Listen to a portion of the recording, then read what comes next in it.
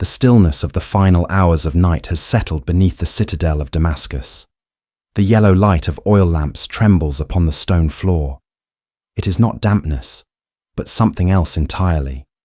In the center of the room, a woman kneels, her hands bound behind her back with silk rope, a rope that leaves no marks. It only deepens the silence of captivity. Damascus, Syria, September 14th, 1260.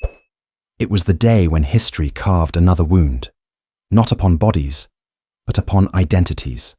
Her name is Catherine of Acre. 23 years old, daughter of a Frankish merchant who believed that his trade agreements would protect his family when the Mamluk armies reached the gates. 3 months ago, when the walls of the city fell, that illusion was buried in the dust with them. She is not alone. 17 other women stand pressed against the cold stone walls, awaiting the same fate. All Christians, all captured in the same campaign, all wondering which of the 3 doors in this chamber will open for them. Each door leads to a different destiny. No one knows what lies beyond, but all of them understand that what decides their fate is not chance. It is design. 90 days of captivity have taught them one thing. The Mamluks do not act in chaos. They break people with the same discipline that wins them wars. At that moment, the middle door opens. A man steps inside. He carries no weapon, his robe plain and unadorned, yet the guard's posture shifts at his arrival. He is no ordinary man. This is Amir Tashamor, a senior steward under Sultan Baybars, a name that history often tries to forget. His duty is to integrate conquered populations into the structure of the state. The word sounds soft, but behind it lies an entire machine of calculated oppression. Tashamor walks past Catherine without glancing at her. He stops before a young girl. 16, her face distinctly Armenian. He speaks to her in Arabic. She doesn't understand. He repeats the words in Armenian. Her face turns pale. She shakes her head. A guard steps forward and leads her through the left door. The door opens for only a moment. Catherine catches a glimpse of a courtyard where dozens of women sit in rows, heads bowed, while men in official robes inspect them like merchants appraising livestock. The door closes again. Tashamor moves down the line, methodical as a man turning pages in a ledger. Age matters, origin matters, health matters most. But there is something else he studies, something invisible to the eye. He asks each woman a question in her own tongue. The words differ, but the test is the same. He is measuring their capacity to change. The Mamluk Empire was built upon transformation. They themselves were once enslaved boys, turned into the most formidable soldiers of their age. They knew that, with enough time, control, and fear, a human being could be remade. What happened to these women was not mindless cruelty. It was an engineered process, a system designed to erase identity and rebuild it in service of the state's economic and political machinery. This was their integration. Tonight, you will see what that process truly meant. The institutions that processed thousands of women each year, the psychological methods that left no visible scars, the markets where human beings were traded across 3 continents. This is the part of history that textbooks soften and painters romanticize. But the truth was far more brutal. It was the moment when administrative brilliance became humanity's most efficient weapon. What comes next will be difficult, and it should be, because these women were real, their pain was real, and their stories were never meant to vanish. If you wish to understand how power and oppression truly functioned in the medieval world, listen to this story to the end. Subscribe to the channel and share in the comments where you're watching from. I'd love to know how far these stories travel. Now, let us return to that cold chamber beneath the citadel, where Amir Tashamor finally stops before Catherine of Acre. To understand that moment, you must first understand what the Mamluk state truly was. For they were not born to power, they created it. They had not inherited power. They had purchased it. Every sultan, every emir, every commander who shaped the medieval Middle East began his life bound in the chains of slavery. From an early age, the Turkic settlements of Central Asia and the Circassian tribes of the Caucasus became their human reservoirs. These young boys were sold by traders into the royal courts of Egypt and Syria, where they endured years of intense religious and military training. By the time they reached manhood, they were no longer slaves. They had become an elite military class, and by their 30s, many held positions of command and governance. When the Ayyubid dynasty crumbled in 1250, it was a Mamluk who seized the throne. Thus, the very state built upon slavery came to be ruled by those who had once been enslaved. A strange paradox emerged. A class that rose from bondage and redefined the meaning of power itself. For the Mamluks, slavery was not cruelty. It was a system of human transformation. If a boy could be molded through discipline and training into a soldier, then entire conquered populations could also be reshaped through that same order to serve the needs of the state. And those needs were endless. At its height, the Mamluk Sultanate ruled Egypt, Syria, Palestine, and Western Arabia. They defended Islam against the Mongols in the east and the Crusaders in the west. They safeguarded the holy cities of Mecca and Medina and dominated Mediterranean trade. Such a vast empire required a constant supply of soldiers, craftsmen, laborers, and servants. Thus, the capture, classification, and utilization of human beings became as vital to the Mamluk system as taxation or grain storage. The structure built for this purpose was astonishing in its precision and organization. By the late 13th century, Damascus alone contained 7 major centers, not prisons, but human transformation facilities. Each center served a specific category of captives. The citadel where Catherine was held was reserved for captives, deemed valuable to the state. Those whose education, lineage, or physical attributes made them suitable for particular functions. Other centers processed common captives, turning them into laborers who built roads, dug canals, and maintained the infrastructure of the cities. This entire system was so methodical and calculated that each phase was clearly defined: medical, examination within 24 hours of arrival, classification by age, origin, health, and capability, assignment to a specific transformation track, a 60-90-day initial conditioning period, final placement, and record documentation. Every person was accounted for, losses and productivity measured. Human acquisition had become an extension of the Mamluk war machine. But women were a different matter. Male captives had clear purposes: soldiers, laborers, artisans. Women, however, carried multidimensional value, their worth intertwined with reproduction, domestic service, prestige, commerce, and one more function, a concept that still chills modern minds: cultural erasure as a symbol of conquest. When Mamluk armies invaded Christian lands, they did not merely claim territory, they erased identities. Christian communities that had existed for centuries with their own churches, laws, and customs were extinguished from within. They represented potential resistance, a threat that could rise again. Integrating their women into Mamluk households achieved multiple objectives.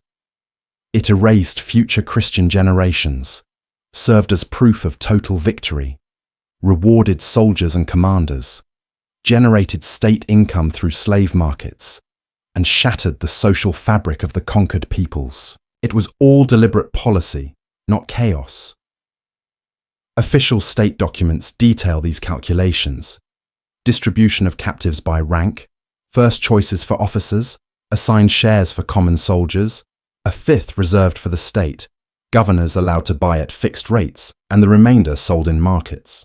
This entire apparatus operated under legal frameworks derived from religious law, interpreted to justify slavery and captivity for the sake of state interest. The women trapped in this system underwent a psychological and physical process refined through decades of experimentation. The Mamluks had mastered the art: how to break resistance without destroying function, how to erase identity yet instill obedience, and how to maximize profit while maintaining order. It was a blend of mental control and physical restraint, always executed with deliberate purpose to sustain the power of the state. Now, Catherine of Acre, kneeling on the damp stone floor, was about to become the living embodiment of those theories. When Emir Tashamor stopped before her, he spoke neither Arabic nor Turkish, but Frankish French, and his pronunciation was flawless. For a fleeting moment, Catherine felt as if her enemy was stealing her soul through her own language. It was not just a question, it was a test. The Mamluks did not conquer merely by the sword, they conquered by mastering minds and tongues. For them, knowledge was a weapon, and ignorance the greatest weakness. Tashamor spoke softly. "Can you read?" Catherine's lips trembled. In that one fragile moment, two paths opened before her, truth or deceit. If she lied, perhaps, she would be deemed less valuable, relegated to some menial task, her fate reduced to mere servitude. But there was something in the man's eyes, a quiet certainty, as if he already knew the answer. Catherine's father had been a merchant, and merchants did not raise their daughters in ignorance. To lie now would only reveal foolishness. "Yes," she whispered, "French, Latin, and a little Arabic." Tashamor showed no visible reaction. With a faint gesture, a soldier stepped forward and placed a wax-covered wooden tablet before her. A single verse was inscribed upon it. Elegant Arabic, poetic and intricate. "Read," he commanded. Catherine hesitated, her eyes tracing the delicate calligraphy. The words were from a sacred poem, difficult, yet somehow familiar. She read them slowly, her voice trembling but clear enough to understand. Tashamor took the tablet back, marked something on the parchment in his hand, and moved to the next captive without a word. Catherine did not know it then, but that single act, that one hesitant sentence, had sealed her fate. The door that would open for her was not the left one, where women were distributed among military households as domestic slaves, nor the central one, which led straight to the slave markets of Damascus. Her path lay to the right, a door reserved for captives who could read, write, and think. Women considered valuable, educated, articulate, fit for service in the administrative households of the state. It sounded like mercy, but it was not. That path was the most refined and the most psychologically cruel form of captivity. 3 days later, Catherine was taken through that right-hand door. The room beyond was smaller, quiet, sealed by thick carpets that swallowed sound. 5 women were already there, all literate, all fluent in multiple tongues, and all young enough to be reshaped. Then the door opened again. An older woman entered. Her name was Sophia. She too had once stood where Catherine now stood, captured during a raid on Armenia. Decades ago, Sophia had endured the same process and survived it.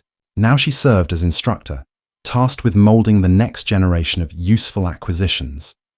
Over the next 60 days, Sophia taught lessons that stripped identity bare and replaced it with something entirely new. The first phase, erasure of language, it was not about learning Arabic, but about forgetting everything that revealed Christian roots. Certain phrases were forbidden. God willing was acceptable. Christ save us was erased. Sophia listened closely to their conversations, interrupting, correcting, again and again, until every trace of their faith vanished from their speech. Then came the training of the body. Christian women carried themselves differently. Their gaze, their posture, the way they walked. The differences were subtle, but unmistakable to those trained to see them. The women practiced for hours each day, walking, sitting, responding to orders. This was not exercise. It was reconstruction. The body had to forget itself before it could be rebuilt. The third phase was administrative discipline, not housework, but control. Catherine was taught how to record accounts, command servants, and correspond with the noble women of the house. Her literacy became her new currency. She was no longer merely a captive. She was now a tool of the Mamluk elite. Then came the fourth and most brutal stage. A lesson that could not be demonstrated, only explained. Sophia spoke with the cold detachment of a physician, her tone as sharp as the blade of truth. "The house that takes you," she said, "has purchased not your labor, but your obedience.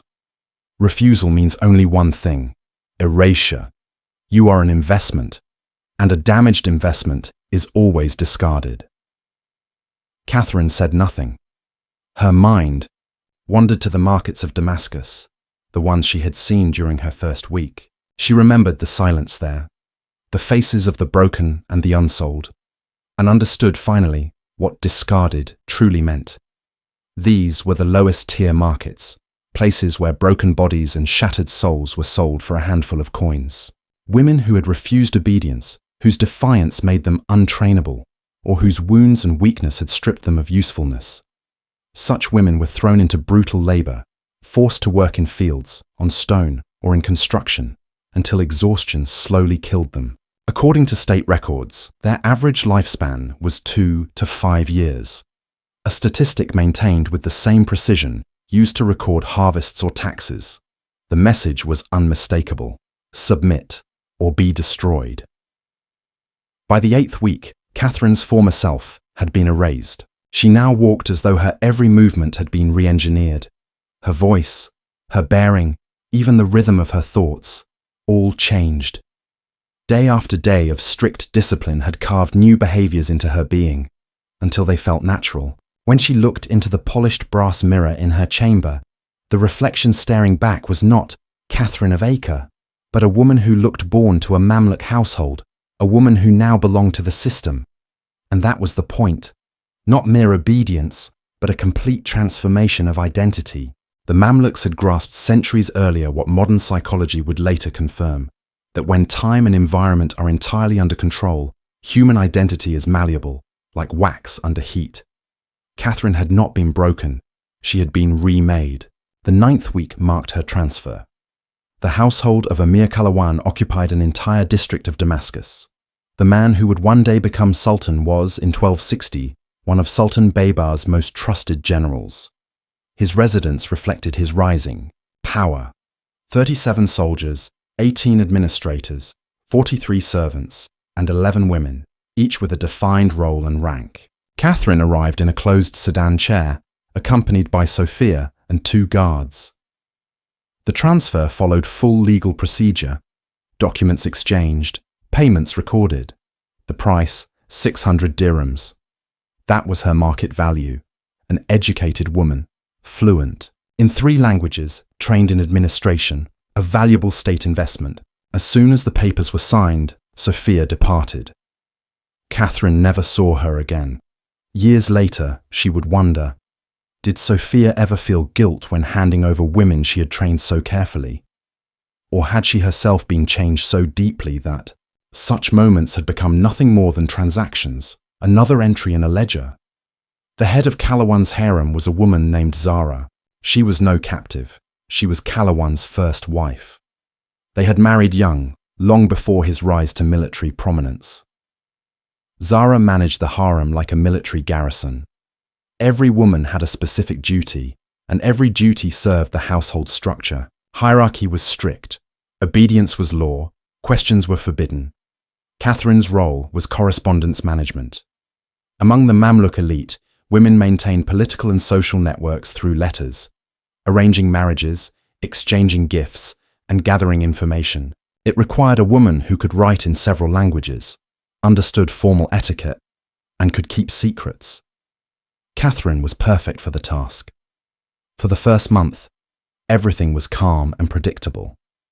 She worked in a small room off the main courtyard, writing letters dictated by Zara or her 2 senior aides. The topics were simple: invitations, thank you notes, inquiries to silk merchants.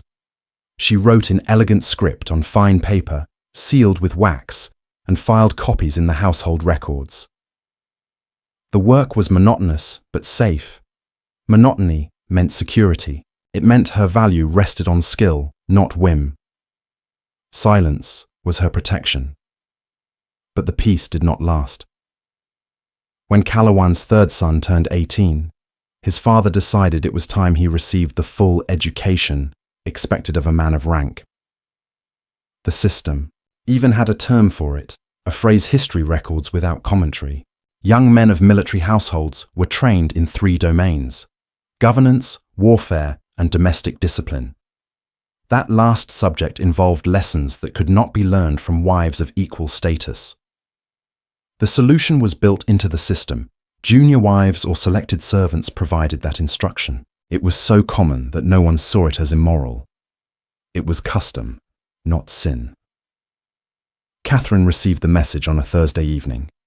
After the night prayer, Zara summoned her to the courtyard and said quietly, "The Emir's son wishes to see you.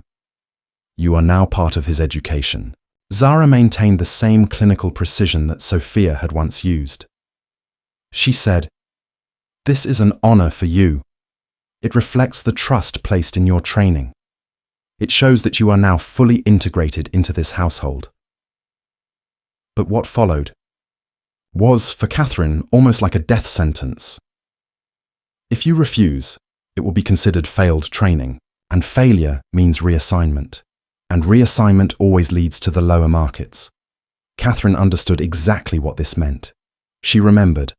The women sent there would be gone in just a few years. The next 3 years passed in a highly organized routine.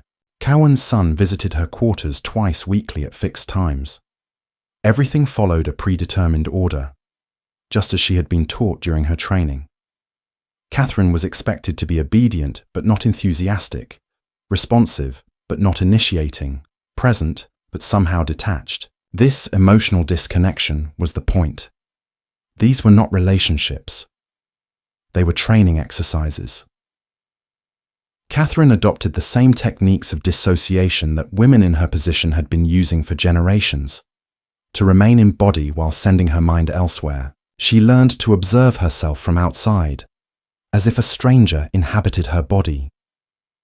Twice each week, when she entered that small room, her mind would wander, thinking about Arabic grammar, letter drafts, word structure, anything to remain separate from the reality of the moment. The Mamluks were aware of this too.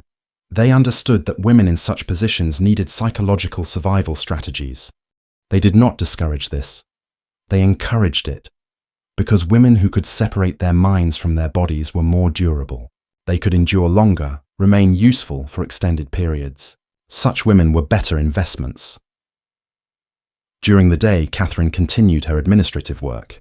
Her calligraphy became famous throughout Damascus. She could write fluently in 4 languages. She composed subtle but effective correspondence about marriages, trade, and diplomatic matters, impressing even Zara with her skill. Her value increased year by year. At night, twice weekly, she reported to the small room to perform the duty for which she had been acquired. This dual life was the Mamluk system, working as intended, a woman providing multiple forms of value simultaneously. From the same body, 2 kinds of service were extracted: writing during the day, silent obedience at night. From an administrative perspective, Catherine was a success story, a complete product, acquired, trained, and made profitable. But from her perspective, she was simply surviving. Watching months stretch into years, she had stopped counting the days, because counting made time feel endless. She now measured time only by external events. When Cowan became Sultan in 1279, when his son married and no longer required her educational services, and when she was assigned to train a newly acquired Armenian girl in correspondence management, that moment broke something in Catherine that 3 years of systematic exploitation had failed to touch. In the eyes of the Armenian girl, she saw her old self reflected, the same fear, the same helplessness, the same beginning, whose outcome she already knew. At that moment, Catherine realized she had become Sophia. She had inherited the role, to train, to instruct where to bow the body, and when the spirit should remain silent. But she could not do it. At Cowan's palace, there was a tradition that every week during the public audience, senior household members could petition the Sultan directly. This was not just a political show. It was a way for the powerful Mamluks to demonstrate their accessibility despite absolute power. Most petitions were mundane: tax disputes, inheritance claims, commercial disagreements. They were heard, decided, and recorded. Catherine attended these sessions as part of her administrative duties. She took notes on the petitions and prepared written summaries for the household records. This had become routine for her.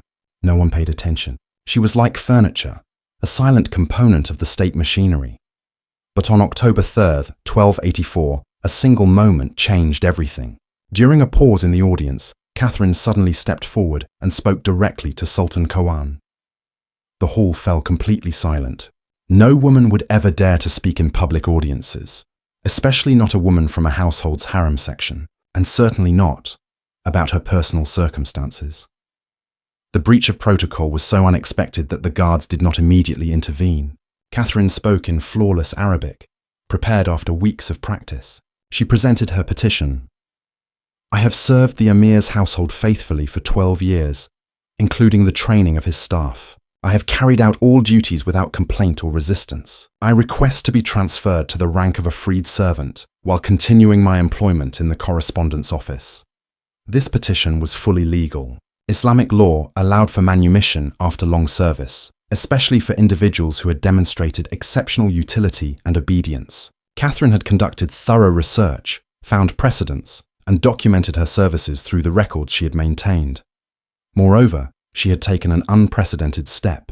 Enslaved women did not petition for their freedom, and certainly not in a public audience, where refusal would require the Sultan to publicly justify why a woman who had faithfully served for 12 years was being denied. Consideration everything had been carefully planned and executed strategically. Catherine used her knowledge of Mamluk administration, Islamic jurisprudence, and household hierarchy to construct a petition that could not be denied without appearing unjust. Kalawan stared at her for a long moment, his face unreadable. Then he turned to his chief Qadi, the Islamic judge advising on legal matters, and asked, "Is this petition legally sound?" The Qadi reviewed the precedents Catherine had cited, cross-checked them against his records, and finally nodded. The petition is valid. Freedom may be granted based on faithful service. Kalawan could have refused, but the consequences were clear. Refusal would suggest that faithful service meant nothing, that legal formalities were hollow, and that merit and effort were not rewarded in the Mamluk system. Ultimately, he approved the petition. That very afternoon, Catherine was freed. Documentation was prepared, official seals applied, and she was transferred to the correspondence office with a monthly salary of 12 dirhams. A small room was also assigned to her. She was no longer anyone's property, but the cost was everything else she had lost. She could never return to Acre. The Frankish territories were conquered, her family dead or scattered. Her only community was the Mamluk system in which she had spent 12 years, and her identity was the one constructed during those 60 days of training. Technically, she was free, but freedom only meant she could not be sold. She still lived in the same household, performed the same work, and existed entirely within the structure that had acquired and shaped her. But the decision had been hers. The petition was her writing, and the outcome was the result of her action. After 12 years of every moment dictated, every task assigned, every response required, she exercised her agency. The victory was small but real, and the Armenian girl she had refused to train was transferred to another household, where someone else would complete the process Catherine had started. This troubled her most. The reassignment of the girl had occurred because Catherine had failed in her instructional duties. Whether the outcome was better or worse, Catherine would never know. The uncertainty itself was punishment, a reminder that even her rebellion had consequences beyond her control. While Catherine's story followed one path through the Mamluk acquisition system, thousands of other women moved along different paths, with the most direct route being the slave market. During the Mamluk expansion, Damascus hosted 3 major markets, each specialized for different categories of human property. The northern market handled the bulk of captives from military campaigns, where prisoners were processed immediately upon capture. This market functioned like a terrifying machine, systematic, calculated, and utterly ruthless. Captives were inspected. Their age, health, and lineage determined their price. Soldiers and officers bought their chosen captives, and the deals were concluded within days. This was the fate of most Christian women captured by the Mamluk armies during their conquests of Crusader territories. One of them was Isabella of Tripoli. In the scorching summer of 1289, she stood for sale in the northern market. At the fall of Tripoli, she was 38, an age beyond what traders considered prime. Yet her health was strong, and her experience in household management made her valuable. Before the siege, she had managed her husband's estate, and that competence became her worth. even if she could no longer command the price of youth.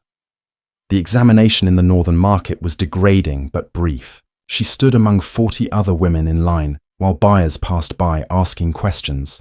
Some demanded to see a woman's teeth or her hands. At last, a mid-ranking military officer bought her for 200 dirhams, a price that balanced her age against her skills.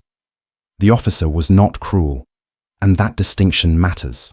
He was simply a small cog in a system where the buying and selling of humans was normal commerce. He needed a woman to run his household efficiently. His wife had died 6 months earlier, and his 3 children needed supervision.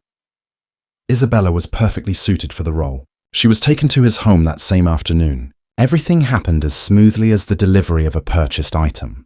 The officer showed her the kitchen, the children's rooms, and the courtyard where the laundry was done. Then he explained her duties: to cook, clean, supervise 2 younger servant women, and ensure the children were well fed, clothed, and educated. In another context, this would have been called employment. In Tripoli, she had done the same work.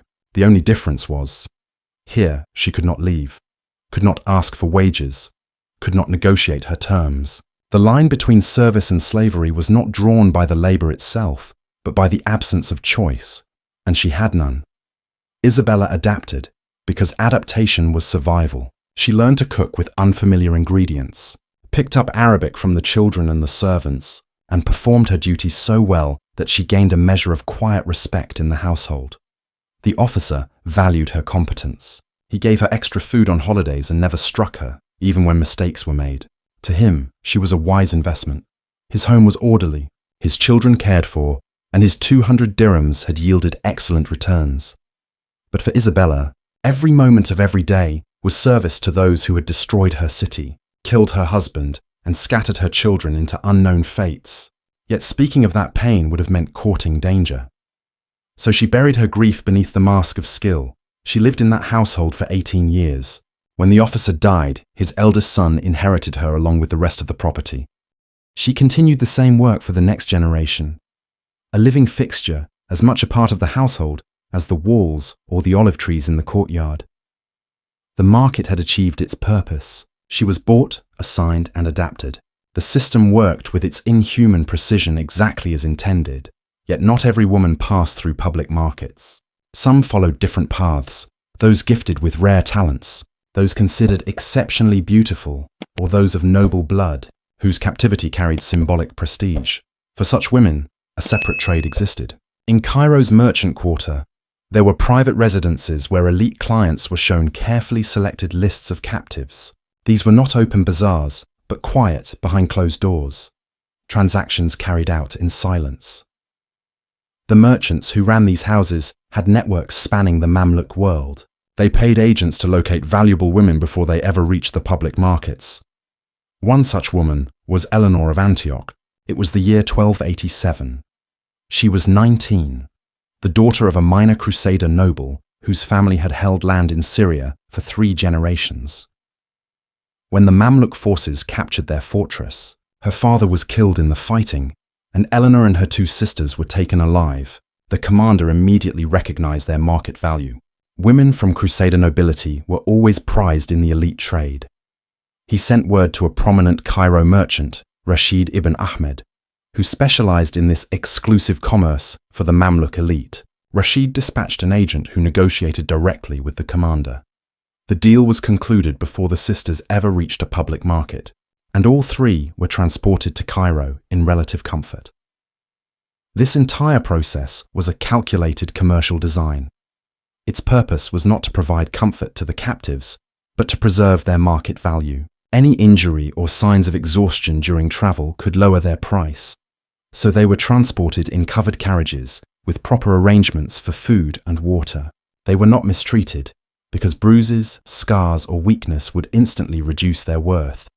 Rashid's establishment stood in a large mansion near the citadel. The ground floor housed administrative offices. The second floor contained training halls, and the third was reserved for those women listed as ready for sale. Eleanor and her sisters were taken to the third floor, each given a private room.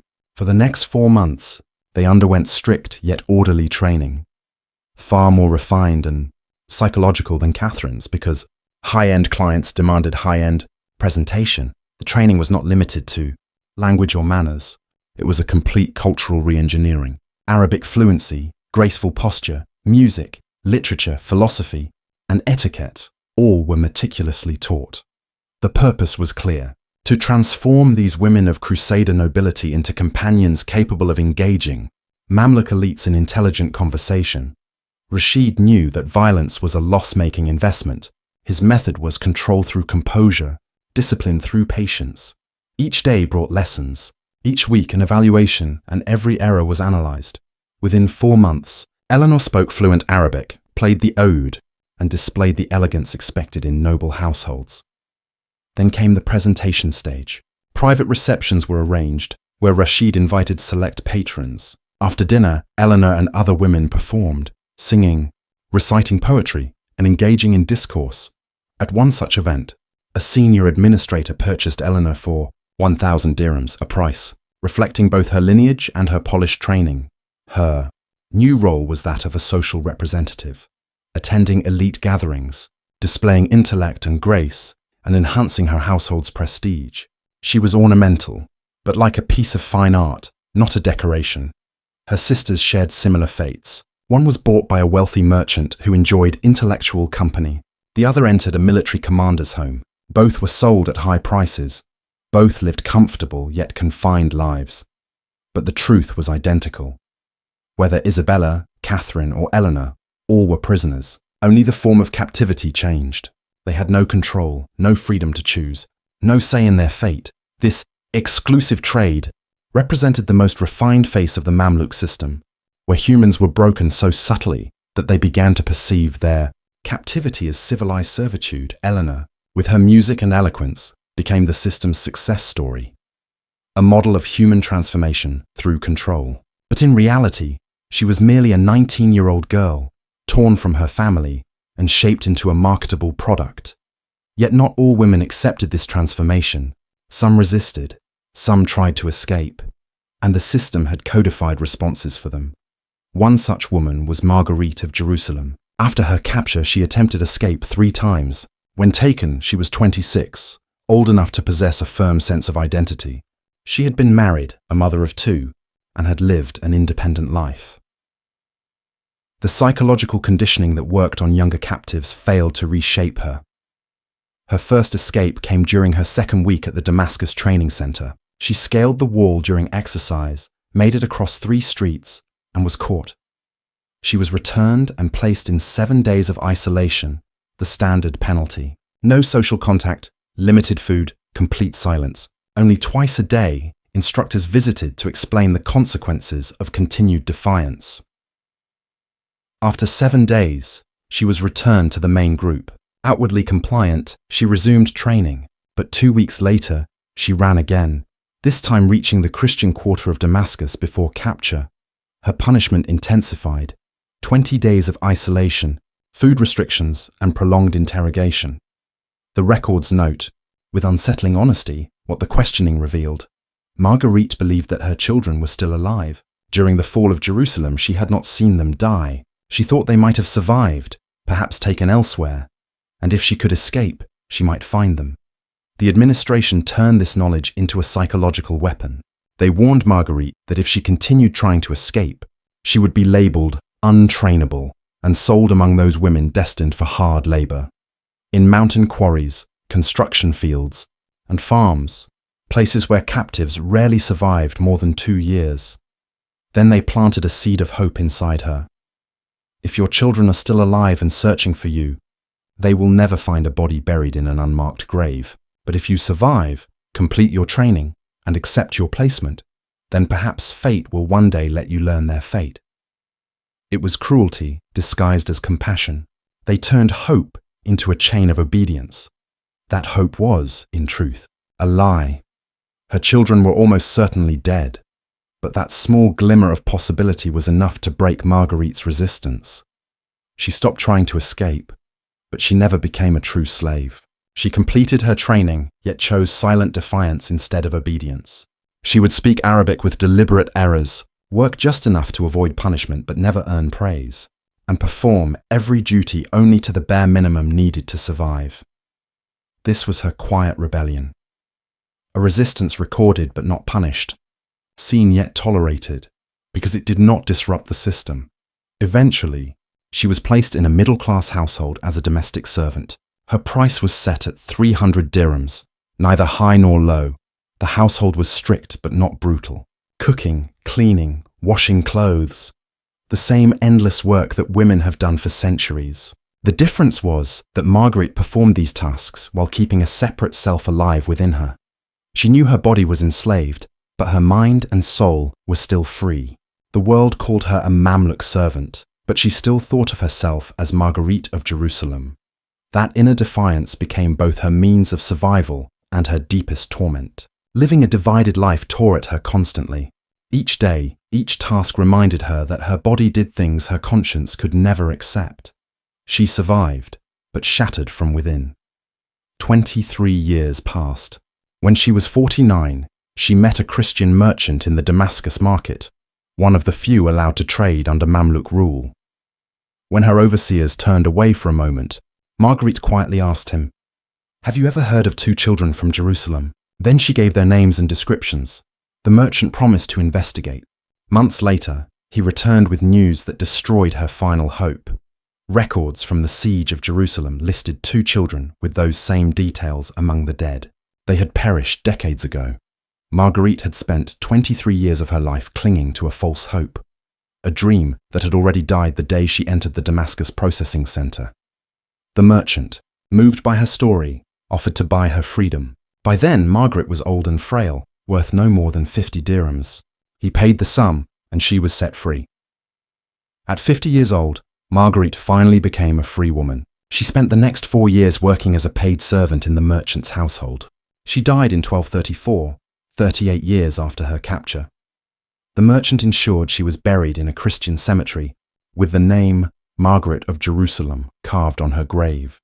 Not the name the system had given her, not the identity they had tried to impose, but her own, her final act of defiance. The Mamluk human acquisition system continued for over 2 centuries. Tens of thousands of Christian women passed through its stages, its influence extending beyond individuals to generations. In 1320, a girl named Anna was born in Damascus. Her mother had been captured 15 years earlier during a Mamluk raid in Armenia, and her father was the officer who had purchased her. Anna's birth was a direct outcome of the system, a second-generation consequence. According to Islamic law, a child born to an enslaved mother inherited the mother's enslaved status. But Mamluk practice often diverged from law. Many officers freed their concubines and children after birth to legitimize their offspring. Anna's father did the same. He freed her mother, acknowledged Anna as his daughter, and raised her in his household with the same privileges as his legitimate children. Yet her identity remained divided and uncertain, neither fully free nor fully enslaved.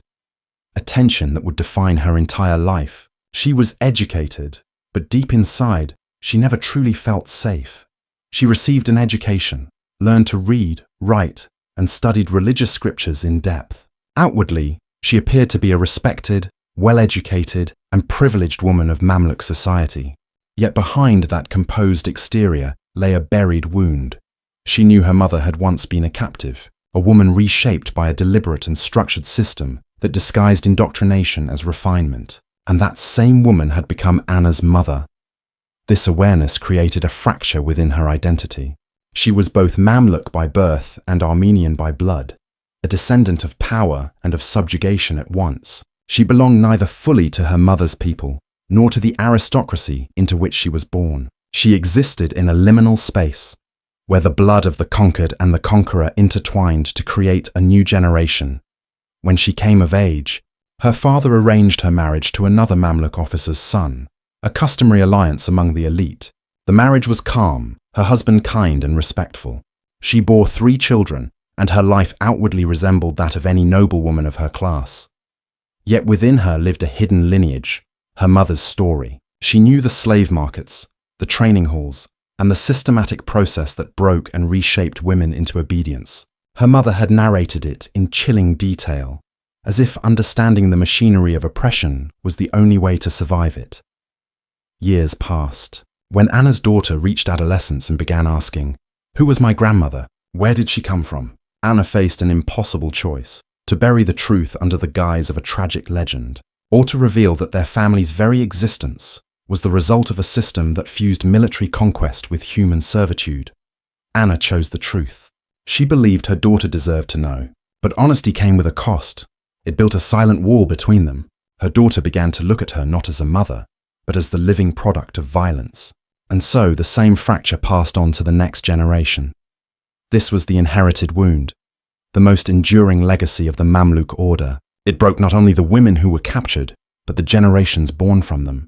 Families emerged whose very foundations rested on enslavement and subjugation, and they could never fully escape the shadow of their origins. By the 15th century, thousands of such families lived across Damascus and Cairo. Syria's Christian population had been so deeply absorbed into the Mamluk structure that their distinct religious identity had all but vanished. Some practiced Christianity in secrecy, some converted to Islam, while many lived in a blurred middle ground, where their ancestry was known but never spoken of aloud. Thus, the Mamluk system achieved its ultimate aim. Communities that might once have resisted were gradually assimilated into obedience. What the sword had begun, the system of human acquisition and transformation completed. This entire operation functioned through a complex and calculated infrastructure. The citadel in Damascus contained not only training quarters, but also medical facilities where new captives were screened for disease, instructional divisions where transformation was administered, and residences for instructors, many of whom were themselves former products of the same system. Like Safia, administrative officers recorded every transaction, while archives meticulously preserved documentation of each captive's registration, training, placement, and eventual transfer. This network was replicated in every major Mamluk city. Cairo's apparatus was even more extensive than Damascus, while smaller, yet functional centers operated in Aleppo and Alexandria. Each site was interconnected. Captives were transferred according to demand. Elite women trained in Damascus were often sent to Cairo for specialized refinement, and those unsold in one market were circulated to others. It was more than a social mechanism. It was an economic machine. Historical records reveal that this trade rivaled the textile industry in profitability. Prices ranged from 50 dirhams for the lowest quality captives to over 1,000 for those deemed exceptional. During times of military expansion, thousands of women entered the system each year. But beyond commerce, it was also a military reward structure. Soldiers received female captives as bonuses or compensation, and officers were granted the privilege of personal selection. In the end, the Mamluk state had built a system that fused power, profit, and human life into a single, meticulously engineered, and terrifyingly efficient machine. This entire system created a hierarchy of incentives that encouraged continued aggression toward Christian territories. Human acquisition was no longer merely a byproduct of war. It became one of its primary motivations. The legal and religious frameworks gave the entire practice an appearance of moral and divine legitimacy. Islamic jurisprudence on prisoners of war and slavery provided the foundational basis of legality, while Mamluk administrators expanded these principles into administrative regulations, defining the procedures of purchase and sale, the rights of captives, the duties of owners, and the conditions for manumission. These laws were not theoretical. They were actively enforced through religious courts and state institutions, yet the most chilling aspect of the system lay in its psychological conditioning, the mental training that allowed thousands of people to participate in cruelty while believing themselves to be innocent. Thousands of Mamluks became part of this machinery, officers selecting women in the processing centers, soldiers striking deals in the markets, administrators recording each sale, guards preventing escapes, instructors conducting transformation sessions, and household overseers managing the captives' daily routines. These were not monsters by nature. They were ordinary individuals raised in a society where the buying and selling of humans had become routine. To them, purchasing a woman felt no different from buying fabric or livestock. Oppression had become a normalized form of commerce. This normalization stood on several pillars. Religion provided moral justification. Economic gain made participation desirable. Law made every act appear legitimate, and social acceptance erased guilt. Together, these forces created a psychological distance between the act and its moral consequence. The guard who locked Marguerite in isolation a second time had no personal malice. He was simply doing his duty. The officer who recorded Catherine's sale was completing routine paperwork. The merchant Rashid, who trained Eleanor and sold her, was merely managing his assets. This is how systematic oppression sustains itself, not through one man's cruelty, but through institutions that normalize violence and divide responsibility so finely that no participant feels personally accountable. The Mamluks were not unique in this, but they mastered it with extraordinary efficiency. The same discipline and administrative brilliance that enabled them to defeat the Mongols and dominate trade routes was applied to the management of human lives. Only the objective changed. The structure, the record-keeping, the precision remained the same. When the Ottoman conquest of 1517 ended Mamluk rule, the apparatus dissolved, but its legacy endured. The Christian population of Syria never regained its former strength or territory. Cities that had once been majority Christian gradually became majority Muslim, not through the sword, but through generational assimilation. Family lineages were reshaped, cultures vanished, and entire languages disappeared. Modern genetic studies reveal that during the Mamluk period, Armenian, Frankish, and Greek ancestry became interwoven into Middle Eastern populations, a biological record of systematic human acquisition. Later historians, both Muslim and European, blurred or romanticized this reality. The harem became a fantasy symbol, slave markets were reduced to economic institutions, and the transformation centers were erased from recorded history. This selective forgetting was a psychological defense mechanism, for to fully acknowledge the truth would force humanity to confront the uncomfortable question: how do civilized societies institutionalize cruelty? And how do ordinary people participate while convincing themselves they are righteous? Thus, history took the easier path. Writing about sultans, treaties, and battles was far safer than describing the rooms where human identities were dismantled and rebuilt. But the truth could not be buried completely. Court rulings, purchase receipts, training manuals, and private letters. The Mamluk bureaucracy itself preserved the evidence. Now, as modern researchers uncover these records, it becomes clear that none of this was accidental or spontaneous. It was a deliberate, calculated, and remorseless system built to turn human lives into a mechanism of power. This scene is now coming into focus from a new perspective, where the silent witnesses of history have begun to speak again. We return to that moment, when Catherine of Acre sat upon the cold stones of a Damascus processing chamber, rainwater dripping down her knees, waiting to learn which door held the fate written for her. Amir Tashimur motioned her toward the right door. Catherine stood and walked forward, each step measured and calm. She did not know what awaited beyond, only that her future had been decided with the same cold calculation used to divide rations among soldiers. That right door led her into 12 years of systematic servitude, and yet it became her path to survival. Had she been sent through another door, her story might have ended there. The same education once considered her burden became her shield. That knowledge carried her through the machinery of transformation and kept her alive. Catherine lived to the age of 63, dying in Damascus in the year 1315. She never returned to Acre. By then, the Crusader states had long fallen. Yet she remained connected to the few surviving Christian women of Damascus. She taught young girls to read and write, keeping alive the light that slavery had tried to extinguish. Her life was quiet, yet dignified. It was neither pure tragedy nor mere survival. It was a hard but honest truth. The system broke her, yet it also shaped her into someone capable of navigating it, and eventually escaping it. Both truths coexist. Thousands of women, Isabella, Eleanor, Margaret, Anna, carried the same contradictions. Isabella cooked for those who destroyed her home. Eleanor played the oud in noble gatherings, while her heart echoed with her father's death. Margaret endured between hope and agony for decades, and Anna raised her children under the shadow of a past her mother's enslavement had left behind. These women cannot be confined to a single label. They were neither entirely helpless nor entirely free. They were human, trapped in a system where every choice was a snare and every path a cage. None of this was accidental.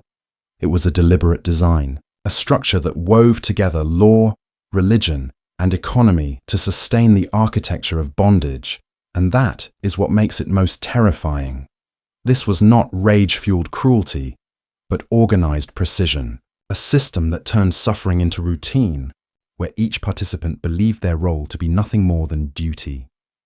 The Mamluk system stands as a testament to humanity's capacity for structured cruelty. How? When moral permission meets administrative order, oppression becomes an institution. It was not the first, and it will not be the last. But it remains one of the few so meticulously documented that it still forces us to confront the truths history tried to ignore. These women lived. Their pain was real. Their names still exist, though historians push them to the margins of memory. To speak of them is not sensationalism, it is resistance, a reminder that silence is itself a crime. Isabella of Tripoli, Catherine of Acre, Eleanor of Antioch, Marguerite of Jerusalem, and Anna of Damascus, names that history tried to erase, yet whose existence shaped the world that followed. They deserve to be remembered. Their stories must be told with raw truth, not softened or hidden. For what happened to them was done by human hands, and that is the deepest lesson, that these institutional patterns of oppression still live within us. History is not merely a lament for the past, but a warning for the future. Whenever a society grants moral permission to systematic order, human beings become capable of repeating the same horrors again. That is why these stories must be told. So truth is not buried beneath the comfort of forgetting. These women were not only victims, they were the final echoes of human conscience. Remember their names,